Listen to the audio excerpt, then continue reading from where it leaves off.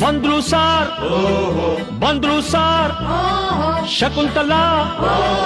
ಬಂದ್ರು sir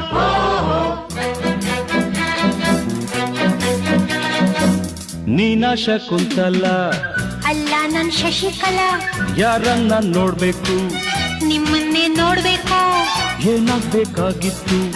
admit ಆಗ್ಬೇಕಿತ್ತು ಸರಿ ಈ ಕಡೆ ಕಳಿಸಿ ಸರ್ ಶಟಪ್ ಅಂದ್ರೆ ಬಾಯ್ ಮುಚ್ಚು ಸರ್